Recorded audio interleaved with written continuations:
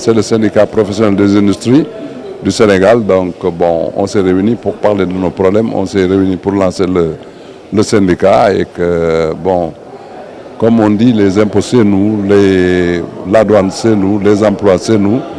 Nous pensons que nous pouvons être à côté de l'État et puis trouver des solutions ensemble. Aujourd'hui, ce qu'on veut, pousser les Sénégalais à consommer ce qu'on produit. Donc, produisons au Sénégal et consommons ce qu'on produit au Sénégal. Je pense que c'est important pour l'industriel, c'est important pour le producteur, c'est important pour l'État, c'est important pour tout le monde. Un nouveau volet, qui est le deuxième volet du PSE, dans lequel le privé est au cœur de l'exploitation de ce deuxième volet-là. Et on veut faire porter aussi notre voix, participer à cet effort-là pour montrer ô combien il est important de dire qu'au Sénégal, nos produits sont des bons produits et qu'il est important de dire à tous nos consommateurs que l'on va favoriser bien sûr la consommation sénégalaise de tous nos produits. On a eu des débats extrêmement forts, on n'a pas pu rassembler bien sûr tous les sujets, mais on a vu combien il était important d'aller vite dans notre démarche parce qu'il y a des sujets urgents.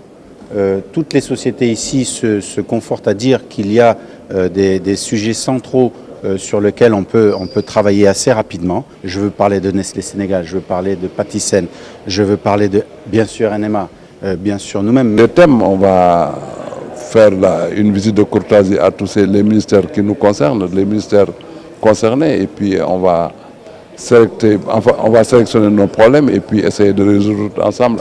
Qui, au terme d'une première réunion là, était extrêmement positive. Donc voilà pourquoi on a des sujets forts que l'on va devoir bâtir au travers de commissions, que l'on va devoir débattre pour pouvoir échanger justement pour que nos stratégies soient toutes axées sur un développement de notre tissu industriel. Le premier problème, je pense que c'est l'échec impayé. C'est-à-dire que c'est les dettes qu'on n'arrive pas à récupérer parce qu'à partir du moment où ce n'est plus pénal, celui qui te donne un chèque, il n'a aucune pression. C'est que je te donne un papier, tu donnes ta marchandise, il vend, il prend l'argent, il fait autre chose.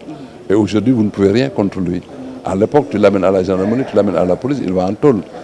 Maintenant, depuis qu'on l'a dépénalisé, c'est-à-dire que celui qui t'a donné un chèque impayé, il te nargue à la rigueur. L'industrie crée de l'emploi et c'est la raison pour laquelle il faut la mettre dans de bonnes conditions pour qu'elle puisse continuer à créer des emplois. Quelles sont ces bonnes conditions? Elles sont multiples parce que l'industrie fait face à beaucoup de variables, des variables exogènes, des variables endogènes. Les variables exogènes, ce sont les lois qui sont votées à l'Assemblée nationale et qui parfois sont un peu en porte-à-faux avec la compétitivité de l'industrie.